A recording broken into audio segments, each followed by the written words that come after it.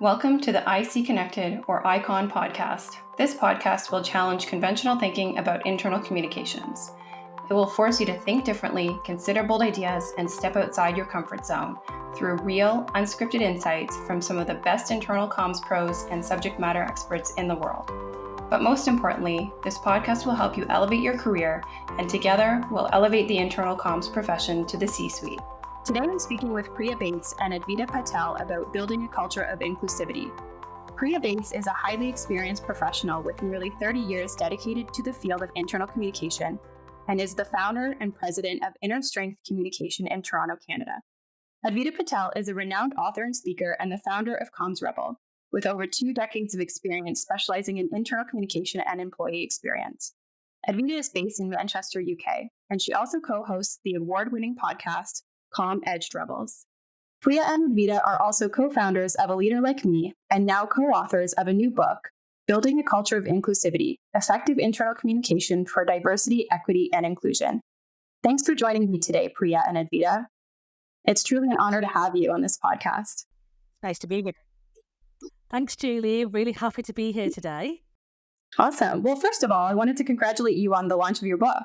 I understand it sold out very quickly on Amazon, so I haven't been able to get myself a copy. So I'm hoping you can give me a brief overview of the book. It was Amazon Canada, just to clarify, in case people think I sold out. So it's Amazon Canada that sold out very quickly, though we have been told by our lovely publishers that it's en route now. So if you are waiting, if you're based in Canada, it should be hopefully available right now. So shall I take this one, Priya, in terms of what the book is about? So the book, to give you a very, very quick overview, is about helping people who are responsible for communicating internally to give them support and guidance on how to cultivate a culture of inclusivity. And we've split the book into 2 parts. So part 1 is about the why. So why is this really important? Why is building a culture inclusion important? And part 2 is about the models and frameworks that you can use to help you deliver against that objective. And we wrote this because we recognize that as communication professionals, as leaders, as HR practitioners and professionals, we can sometimes feel a bit stuck and the fear can set in terms of how do we approach this quite complex world of inclusion. And we wanted to create a guide, and that's how we kind of class the book, really. It's a guide. And we want people to refer to it on a regular basis when they feel a bit stuck on how to manage certain conversations or adversity that might face in their organization. So that hopefully gives a brief synopsis of what the book is about.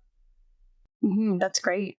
It sounds like it's going to be something that people will refer to on a regular basis, which is great. And I really love that you created a guide that it seems like there's nothing out there today that will provide this type of guidance for internal communications professionals. So that's great. I'm curious to learn more about the story behind the book. How and when exactly did you decide to write this book together? And what motivated you specifically? Was there a specific scenario or something that happened that inspired you and you said, we absolutely need to write this book and we need to write it together? Well, it's a bit of a funny story because we joke around about it a little bit, that Advita is the one who wanted to write a book and I had said no. I had said it was not part of the plan. I had contributed to books and I had actually written the internal communication employee engagement chapter for IABC's Practical Handbook for Business Communication recently. So I'd always written parts of books, but did I want to be an author? It was just not part of my plan. And Advita, a friend of ours, somebody who's in the field, Jenny Field, Jenny Field had published her influential internal communication book, and Advita was also encouraged to reach out to the same publisher. So she kind of talked me into it and just said, what did you say, Advita? We'll just put in a proposal. It'll be a year before they actually tell us to write the book. Wasn't it something like that? I did. I said, what's the worst that can happen? And then what happened? It was essentially we wrote the proposal. We spent an hour and a half writing the proposal to Coke and Page, who's our publisher. And we figured they'd be months before they got back to us. They got back to us a week later. It was very quick in terms of giving us the approval to go ahead. I think we'd made a good business case. And I think that, one of the things that I realized is that we were being reached out to a lot from our consulting businesses, Advita in Manchester and me here in Canada and North America, but from HR DEI leaders who had created their plans, who had done some of the work, the initial work, but they were struggling with getting engagement from an employee perspective. And that's the space that we could play in. So from a consulting perspective, we kind of saw that we were navigating new territory, but using 20 and 30 years experience doing this in change management, internal communication, employee engagement, I kind of using that skill and experience and applying it with a DEI lens. And then one of the things that was really interesting, now that we're on the other side of it, I'm happy. We wrote the book. I'm thinking I've got more books than me. Advita's unleashed a monster, I think. But what happened is that we realized we had something to say that was unique. We had something to say that was helpful and that was going to guide and change the way people approach this work so that we actually saw progress. Because people, as Advita said, people were stuck. They're feeling like they're doing a lot of things, creating a lot of noise, but not actually getting the progress that we need in the space. And that's something that we've always worked on. Advita and I have been strategic internal communication practitioners who want to actually see businesses change and see the results. Well, congratulations. Now you're an author. And thanks to Advita for bringing you on this journey, because it seems like so far it's been a really popular book and very successful. How long did it take you you said that they approved very quickly. How long did it take you to actually write the book and get it published? So we started the writing process in July 2022, and we finished writing end of November 2022. So just under 6 months, I think it took us. And it wasn't, it wasn't an easy ride by any stretch. I mean, once we got into the flow, it definitely was. And what I mean by that is that we had to spend most of our weekends writing the book and making sure that we were doing the right level of research and studies and contributing the accurate case studies as well. So all of that can take a little bit of time and energy, and we wanted to make sure that it was a valuable read for those who invested their time in that. But yeah, it was a very quick turnaround. Hogan Page were quite keen that we got the book out because it's the right time right now, I would say. Absolutely. Well, that's amazing. 6 months is very fast, and you both have a lot on your plate. So I'm super impressed, and, great job to both of you for pulling off such a great book in such a short period of time. And it was hard. It was hard work because it was evenings and weekends, and we were so focused on doing it right, creating something that was a really valuable resource. And I think and then it was also, combining our styles, two different authors on two, very far away from one another, trying to coordinate that process. And that was really, one of the things that Kogan Page told us is they were really surprised at how consistent the two of us are. And we put a lot of effort and work into making sure that it didn't feel like, it was two different people with two different opinions putting the book. Awesome. Well, the two of you are just very in sync. Sorry, just that does help, being in sync and making sure that we align with our values in what we're trying to achieve was definitely beneficial. Mm-hmm. Absolutely. Well, I can't wait to actually read it. Glad to hear it's coming back to Canada and will be available on Amazon soon. So I'll be sure to grab my copy. So I wanted to dive into some of the challenges that you're seeing when it comes to internal communications. What exactly do organizations struggle with when it comes to diversity, equality, and inclusion? I think one of the things we talk about a lot is the one thing that's really different about the DEI space compared to working with organizations that are going through reorgs and mergers and acquisitions and digital transformations and all those things, is DEI is not only professional, it's very personal. So as we approach the work, we're not like separated from it, right? It means something to us wherever we are, whomever we are. And so it was one of the things we have heard from people who are reading the book is there's a lot of reflection. There's a lot of thinking about, what do I believe? What do I think? How do I approach this work for the good of me and for the good of all? And those are questions that are constantly in mind. What we've tried to do is what we always do, which is let's give you the data. Let's give you the research. Let's give you the facts.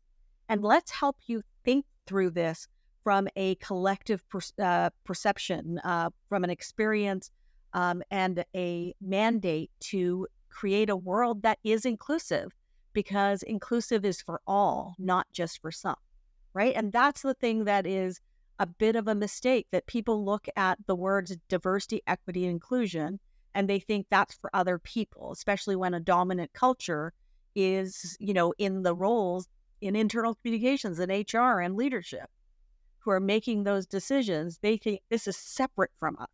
But those words are not separate. It's diversity. Diversity is not including some and not including others. It's about diversity. It's about making sure there is representation across the board. Equity is the same thing. It's about making sure everybody gets treated fairly, because equity is fair. And inclusion is including everyone. So I think this us and them scenario, we really want to break down those myths and those barriers and say, we're trying to create a purpose and we're trying to prepare for the future of work and those future generations. So I think it was a really, personal book for us as well, that we really wanted to take people on a journey and help show them how to make real change. I think, adding to what Priya just shared, I think the other challenge for internal communication professionals is the fear. It's the fear of getting it wrong, and it's the fear of hurt. And in my experience, internal comms professionals are generally quite empathetic. And we have to be, right, in the work that we do, because we're storytellers and we tell the narrative of the organization, so we can make sure that our colleagues are delivering against the objectives the organization has set, so we can make profit ultimately. And I think what happens is that there's so much out there and there's so much fear of getting it wrong. And it's not helpful that there's lots of external attacks, if you want to kind of call it that, on people who do get it wrong. That can scare people. And people, and in our experience and the conversations that we've had with internal communication professionals and leaders, it's knowing where to start. Where do I start? There's so much information out there. There's just so much for us to learn. Where do we start, and what part do I play in this complicated, complex area? But I really want to make a difference to the people that I work with. And that's what I hope we've managed to do with our book, to give them a starting point of beginning those conversations if they're struggling in their organization. Mm-hmm. Yeah, it sounds like one of the barriers or misconceptions is that one, inclusivity is, us versus them. And then also there's this huge fear about getting it wrong. Those are a couple things that I took from what you both shared. And it sounds like, we need to support internal comms, need to support each other and elevate each other and, share experiences in order to, continue to be more inclusive in the workplace and to help change the workplace for future generations, like you mentioned, Priya. The book, from what I understand, also speaks to the importance of engaging leaders in the diversity agenda and helping them understand the importance of inclusive internal comms. How do you think internal comms professionals can effectively communicate and collaborate with leaders in order to achieve this? I think, again, it's about trying to understand where your gaps are in your knowledge. For number one step is to try and understand what we know, what we need to learn before we can confidently support our leaders. And what Priya and I say is part of that is trust is a big part. It's how are you building trust with your leadership team? And a part of that is also understanding our biases in terms of what are our biases and what contributions are we making to some of the challenges facing those who don't belong to the dominant culture. And biases can exist in everyone, right?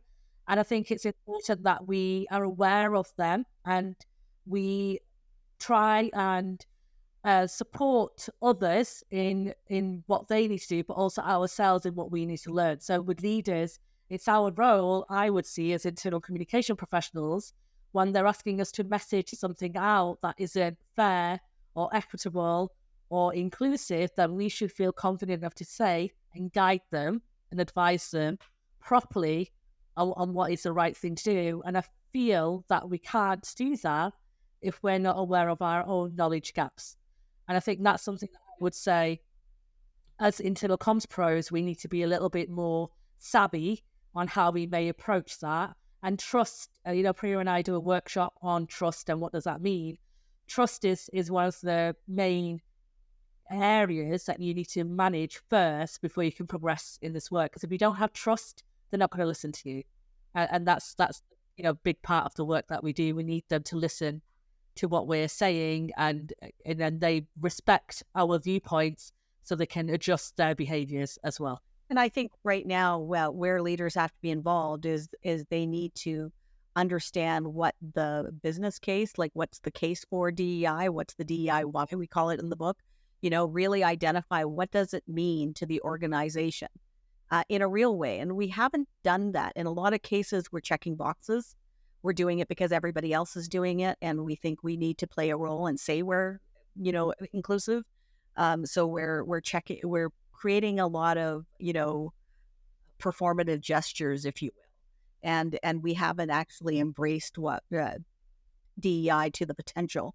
And what we're seeing right now in the news across the board is DEI leaders leaving. So often, I think that's happening for a couple of reasons. A lot of the conversation on and chatter on LinkedIn and Twitter seem to indicate that these DEI leaders from Netflix and BBC and there's been quite a few organizations that have been called out for DEI leaders leaving. Part of it may be that they're not getting the budget. Part of it may be that they're not getting the leadership support for the initiatives and the changes they want to drive. But another part of it could be that there's not that much expertise out there. So if they are the DEI leader who's at the top of their game and got that role, there's probably recruiters calling, right? There's opportunity and potential if you're really good at what you do. Like what they did out there in Netflix has been mind-blowing. And that individual, I forgot her name, it's leaving me right now, but I've been following her, and she is going out and doing her own thing. So she's actually create a practice, which is what she did before she was hired by Netflix, proved her case and created change. And now the opportunities are in front of her as a proven leader. So I think both of those things are at play. From a leadership perspective, the key is that DEI has to be part of the strategy, not arm's length from the strategy. Leadership needs to be involved to make sure that happens. So in your experience, what are some of the most effective communication approaches or tactics that internal communication professionals can employ in order to engage employees and create that sense of belonging within the organization? Advita and I are the strategic communication professionals, right?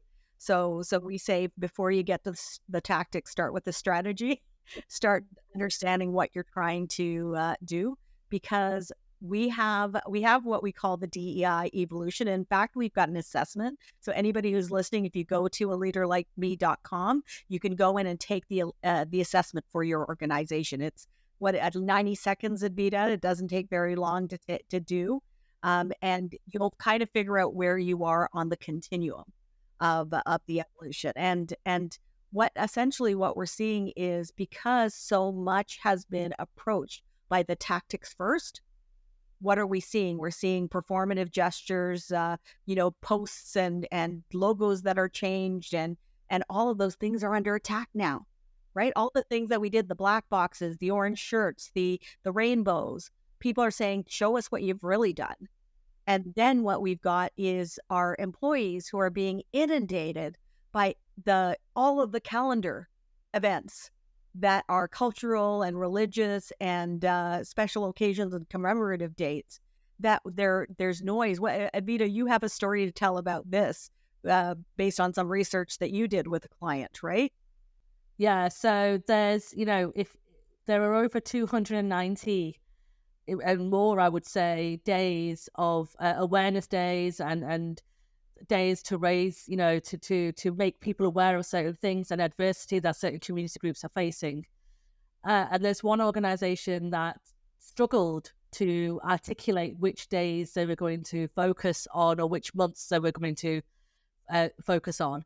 And so they ended up just doing a lot of emails, as we often, I think, deflect to around some of these days. And what ended up happening in the organization was colleagues were putting rules in place. So every time they had an email from the EDI, the Equity, Diversity, Inclusion team, or anybody who mentioned inclusion, diversity, or equity, it went into another folder automatically because they were exhausted or a little bit tired of reading the same old churn. And that's what happens, when you don't have a strategy to understand why you're doing what you're doing and what direction you're going in, you're going to, in the hope that you're inclusive, you actually end up being exclusive and excluding everybody because you're not being meaningful. And some of the gestures that you're sending out are quite tokenistic. So making sure that you have a strategy in place that aligns with the EDI strategy and the corporate strategy, and thinking about the outcomes that you're hoping to achieve. And we always say, when we get approached about how do we recognize Black History Month, how do we make sure that we're, paying attention to International Women's Day, my question back to everybody is what difference have you made since last year? What outcomes have you delivered since last year? And let's talk about them if you want your colleagues and your leaders and your clients and your customers to pay attention, that you genuinely care about this area of work. Because if you just keep churning out the same old stuff year on year, people are going to disengage and switch off and feel that you are being very tokenistic in your approach. One of the things Advita did do was create a whole list of the variety of tactics and what are the risks in terms of inclusion in the tactics that we use, because it's not a one size fits all. Every organization is different. There are great opportunities. There's opportunities for storytelling.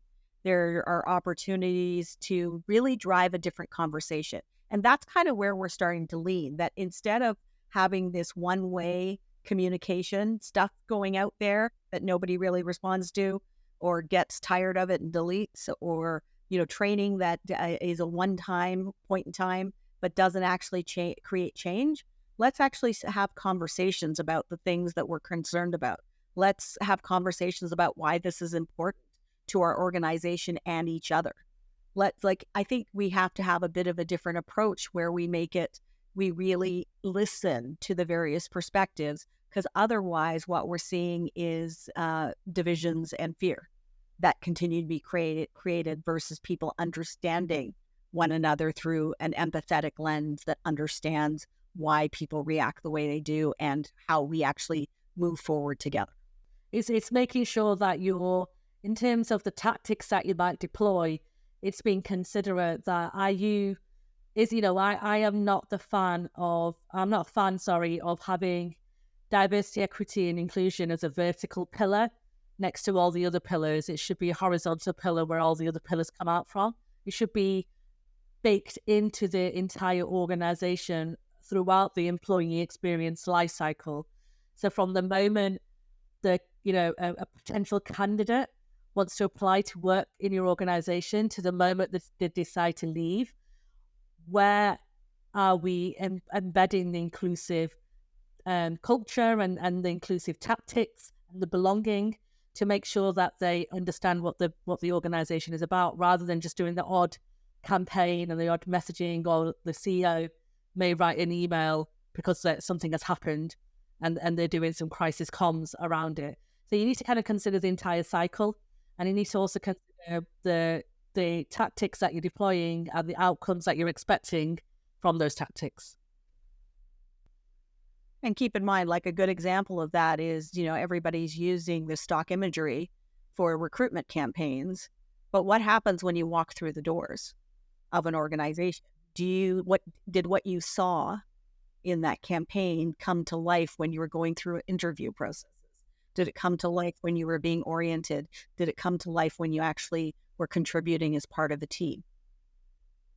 Those are all moments of trust, right? And if you were sold something and then came in and your real experience was completely different than what you were sold, apart from the values, apart from the strategy, apart from the picture that they painted to get you through those doors, that's a first moment of disengagement and disconnect.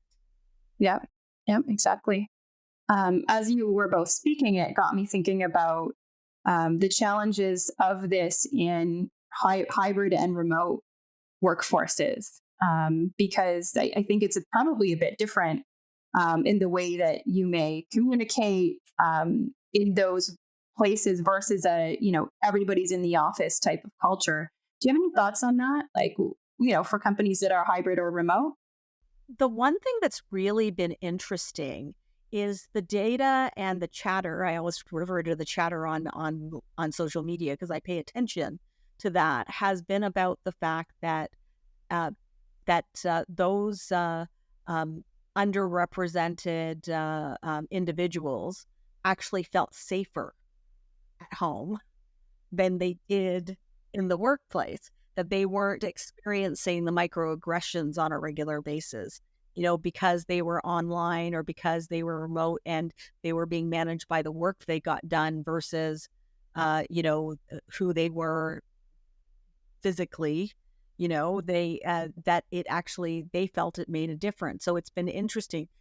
There is opportunities. What happens when you come back together and maybe you feel less included when that happens, which is just sad, right? So it's I think that what we're starting here in general is that people are returning to the workplace, right? It's probably 2 or 3 days per week, so there's some sort of mix, so more hybrid than it was before. And how do we ensure that we're creating a place where everybody feels included and is heard and belongs? So I think the communication and the conversation that's driven still needs to be very proactive. It can't happen by accident.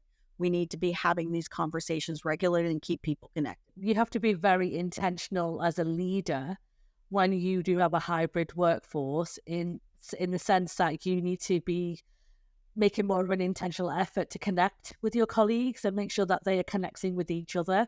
The challenge with underrepresented people feeling more comfortable at home is detrimental to their progression, even more so when they're in the workplace. So when we speak to some underrepresented people who say that they feel safer at home and they don't want to have their camera on because they are tired or they feel that they're going to be facing microaggression, the biases that they face into means that their leaders will think they don't care. And when leaders feel that they don't care, their lack of empathy is heightened, which means that any opportunity for progression, they will not be considered. And that is not the fault of the underrepresented individual, it's the fault of the culture who hasn't created a space where they feel psychologically safe to thrive, to the extent where they feel that the only way they can exist and survive is by being at home on their own in isolation. And that is, is quite scary, when you think about if people felt that way and you're seeing a pattern of behavior in that way, then there's something not quite right in your culture. And you need to identify what it is that is stopping people wanting to come into the office a couple of times a week. And people will hide behind all sorts of different reasons, right? So it's too long a commute. I get bored at home. There's no point me coming into the office and I'm sitting on Teams all day. And all of those things are true. But in my experience, Julie, when there's meaning and there's support and there's an opportunity to collaborate and connect, then you'll find that people are more than willing to come into the organization if they feel safe enough to do so. So I will always say to leaders, if you're struggling to convince your population to come into the office, then I would look at the rationale and the why and how you're communicating that. Because no level of breakfast in the mornings or lunch given and things like that will entice them. It will be around connection and community. Yeah, so they do need to dig deeper in those conversations and ask people to truly understand, what's the true reason that they don't want to come back into the office, and how can that be addressed. I think that's great advice. Especially if it's a demographic that's underrepresented. Mm-hmm. So you need to look at your data points. And, we talk about personalization quite a lot in the book because we are in this habit of broadcasting and broad brushing a lot of information. But as a leader, you need to look at your demographics and see if there's a pattern of behavior. And if that pattern of behavior is impacting a certain demographic, and then look at it in that opportunity. Are your policies fit for purpose? Are you giving people plenty of opportunity in terms of flexibility? That kind of stuff. And I think sometimes we can make assumptions based on the narrative and the biases that we have within us. So that's what I would say to any leader or any comms professional listening. Break down the data points into the various demographics that you have. Definitely always go back to the data. You can't make assumptions. So do you have any other real world examples of organizations that have created positive changes in their internal comms and overall inclusivity? I'll talk about a UK brand, which is, I've heard lots of great things about Sky, which is a company that provides, I think, like cable TV, I think you call it in the North American regions. And they've made some pretty bold moves when it comes to their inclusive strategy and their diversity agenda. And I applaud them for it. They got a little bit of kickback when they first announced what they were doing. But from what I see and what I hear, and some of the colleagues that I know that work there have had a very positive experience. And the reason they've had a positive experience is because they have stuck to what they said they were going to do. And they've been reliable in terms of their deliverables, and they've taken action. And a lot of leaders have aspirations to make change happen, and they'll say some great things, and they'll do a plan or an action plan. But when it becomes a little bit tough, it's kind of left on the side, or they don't follow it through, or something else has taken priority, so they kind of leave it on the side.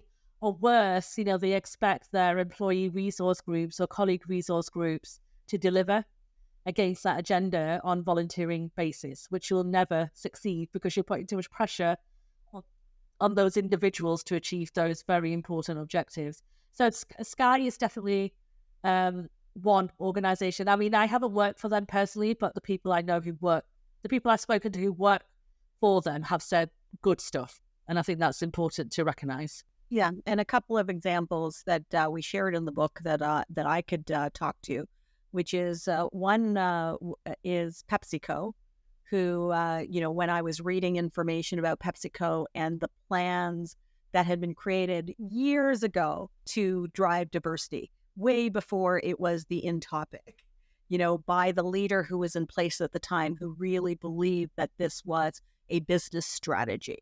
And, he paved the way with the changes to bring Indra Nunya to the CEO position.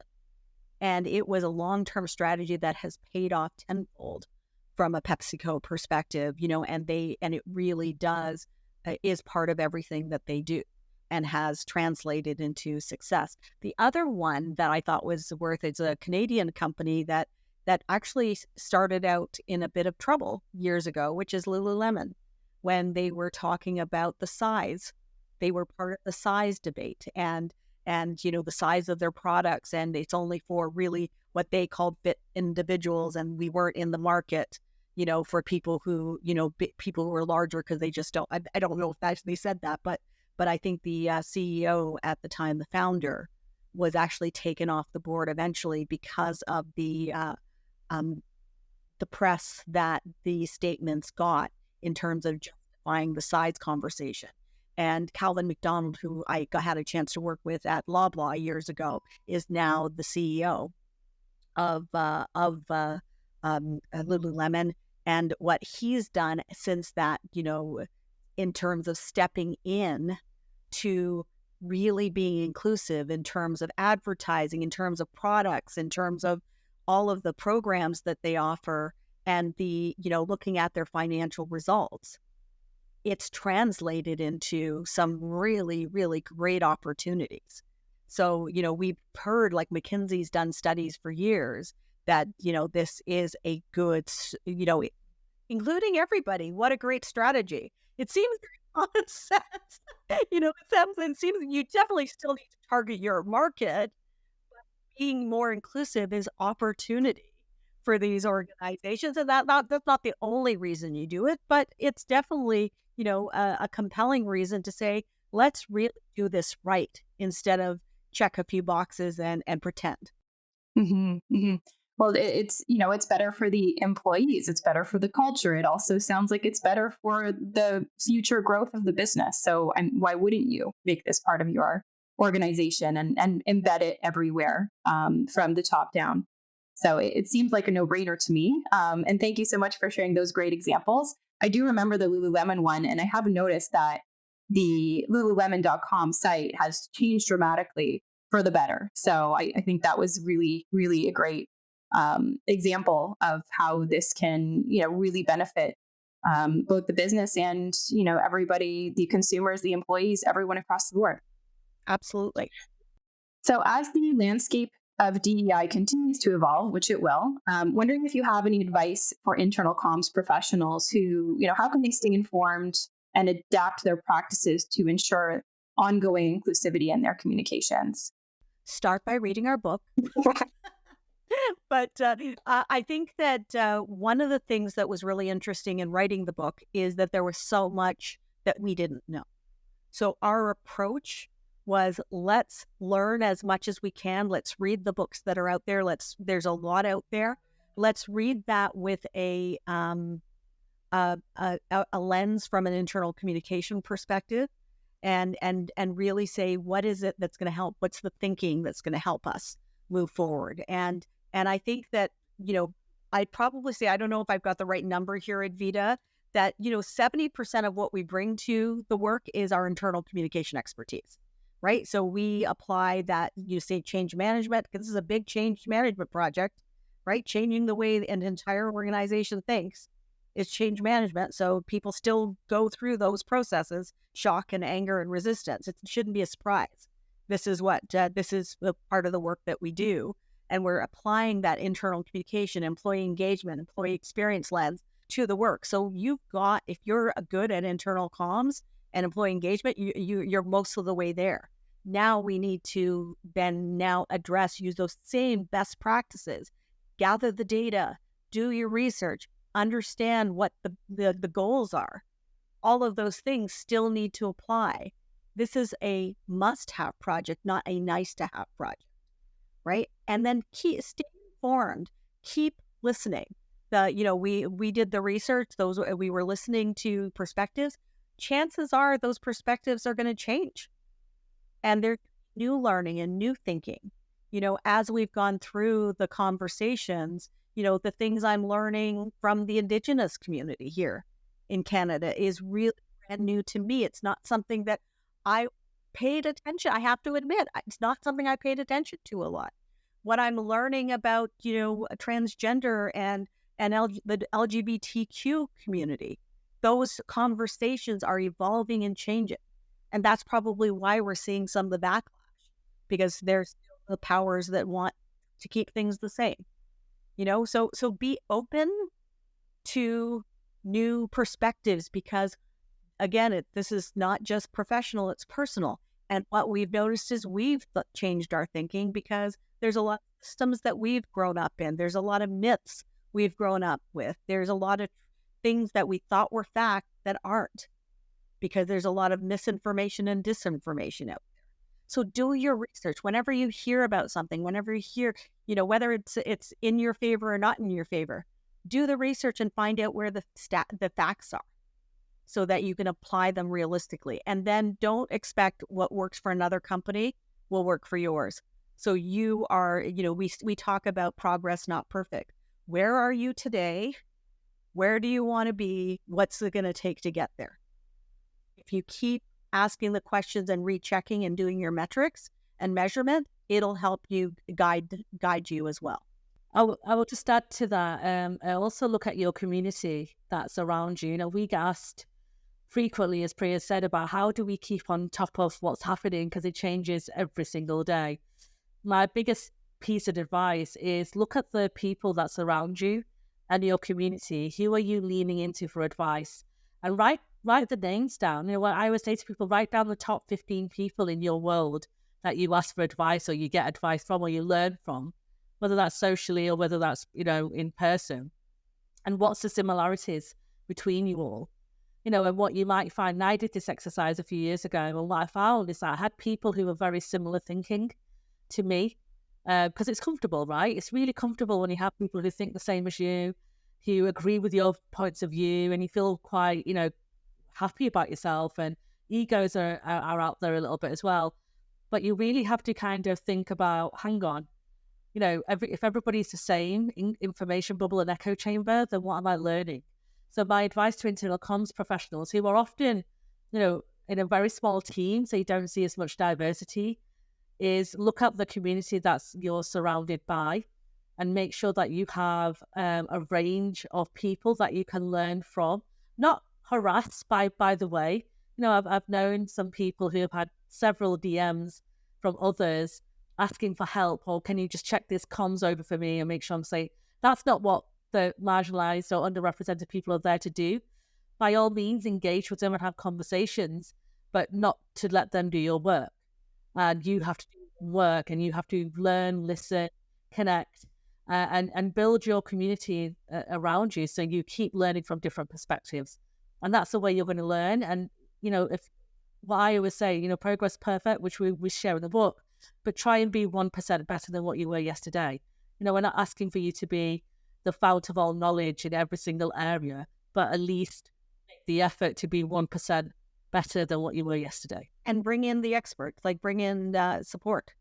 I think that it does help when you're looking at who you're bringing in. And that's something as consultants, we realize too, is that people tend to hire people like them as well, and that's where their comfort zone is. Whereas sometimes we are going to engage with you in uncomfortable conversations because maybe that's what you need to hear, because that's a different perspective. It's something you weren't expecting. And that has to be seen as a positive versus a negative in order for progress to occur. Mm-hmm. Yeah, it sounds like the common thread through both of your comments is learning and an openness to learning.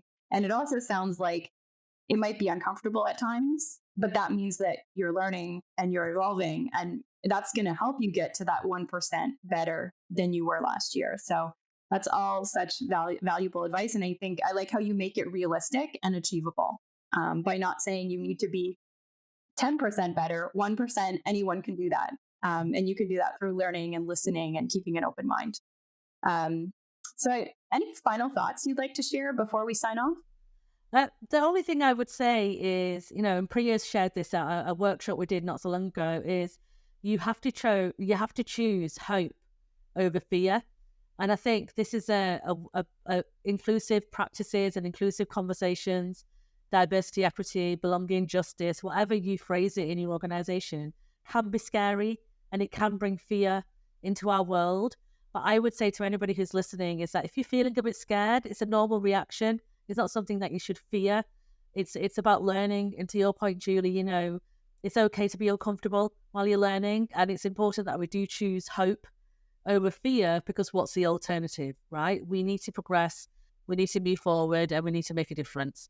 And we can't do that if we stay in our comfort zone feeling scared. Yeah. And be conscious of the divisions that are being stoked, right? Things are changing. And I think I'm a big believer that the reason we're seeing all the noise, we're seeing all of the negatives that are designed to get us divided, is so that we're not actually collectively working towards change together. And I want the world to be better. I want the world to be better for my children, and for the future generations. And I think that, imagine what that world could look like. It's not some people thriving and the majority not. We really do need to work, and that's kind of our role as internal communication professionals, that we're the voice of the employee, we're the voice of the collective, and sometimes we're in the middle talking to those leaders who are very privileged. And there is an opportunity we're all doing this for the right reasons and the right purpose. Amazing. I love the idea of choosing hope over fear. I think that's good advice, even beyond this conversation about diversity, equity, and inclusion. Fear is just going to hold you back from, creating a better world for yourself and for the future. So I love ending on a really positive note, and focusing on hope going forward. So thank you so much to both of you, Priya and Advita, for joining me today. It's been a true pleasure. What's the best way for our listeners to connect with you? If they visit aleaderlikeme.com, then all our details are on there as well. And then obviously they can connect with us on our LinkedIn sites. But aleaderlikeme.com, as Priya said earlier, we've got the assessment on there. You've got links to purchase our book. We've also got some downloadable things that you can have as well. And our details on how you can connect with our individual work that we do through Inner Strength for Priya and CommsRebel with me as well. So a leader like me is the first point of call, I would say. And definitely give us a follow on LinkedIn and Twitter and now Threads. We're in all of those places. Instagram, TikTok, everywhere. We can find you everywhere. I don't do anything serious on TikTok. I need to work on that. Well, that's a whole other conversation. All right. Well, thank you both again. And I will be talking to you soon, I'm sure. Thank you, Julie. Great conversation. Thank you, Julie. Thanks for listening to the Icon Podcast. This podcast has been brought to you by Sparrow Connected. Head over to sparrowconnected.com to learn more about the internal comms platform that is elevating the internal comms profession. And be sure to follow We Lead Comms on LinkedIn. If you liked this podcast, please subscribe on your favorite podcast channels and tune in for the next episode.